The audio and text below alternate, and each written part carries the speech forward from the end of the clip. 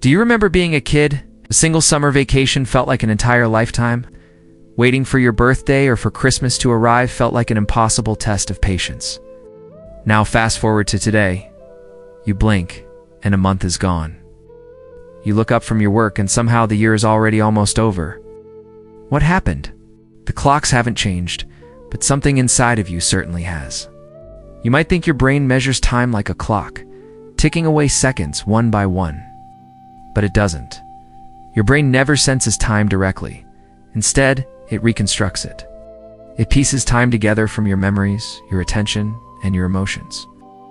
After an event is over, your brain looks back and asks a few key questions. How much happened? How different were those moments? How much did I actually notice? The answers to those questions become your perception of how long that time felt. Here's a simple way to think about it. When you're 5 years old, a single year is a massive 20% of your entire life. But when you're 50, 1 year is just a tiny 2% of everything you've ever lived. So, each new year becomes a smaller and smaller slice of your total life experience. Your brain judges time relatively, not absolutely. Time didn't actually speed up. Your reference point just shifted. Think about your childhood again. Almost everything was a first. The first day of school, the first time visiting a new place, the first time you discovered something amazing. Your brain was working overtime, encoding all of those novel moments densely. Now, contrast that with adulthood. We fall into routines.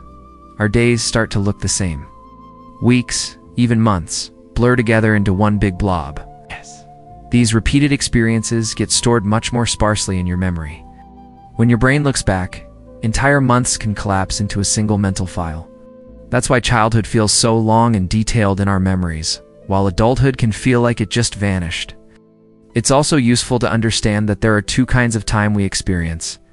First, there's prospective time, which is how time feels while it's actually passing. When you're bored, time drags on forever. When you're completely absorbed in something fun, time flies. The second kind is retrospective time, which is how long a period feels when you look back on it. And here's where it gets interesting. In our memory, the opposite often happens. New and emotionally charged experiences stretch out our perception of time. Think about a really memorable trip. It feels like you were gone for ages, even if it was just a weekend. On the other hand, periods of stress, routine, and multitasking seem to compress time. Your life can feel incredibly busy day to day, yet when you look back, it feels strangely empty, like you don't know where the time went. And it's not just about perception.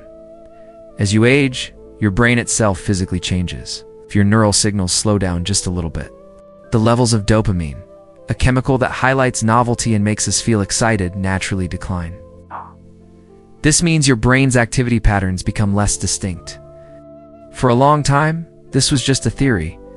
But then, neuroscientists decided to test it. In a recent study, researchers had people of different ages watch the same movie while their brains were being scanned. They tracked how often the brain shifted between different patterns of activity, which they call neural states. What they found was fascinating. The older brains switched between these states less often. They stayed in each state for longer periods. Essentially, they were registering fewer distinct internal events while watching the exact same movie. Fewer internal events mean a shorter remembered time. The years aren't actually disappearing, they are being compressed. It's like your brain is zipping a file to save space. So, the feeling that time is speeding up as you age isn't just in your head. It's in your brain's biology. Your brain simply learns to compress time more efficiently. But here's the good news. This doesn't have to be a passive process. You have the power to change your perception of time. By breaking routines, seeking out new experiences, and paying closer attention to the present moment, you can create more of those distinct mental events. The more intentionally you live, the more you force your brain to encode new, rich memories. And the more of those memories you create, the more time you feel like you get back.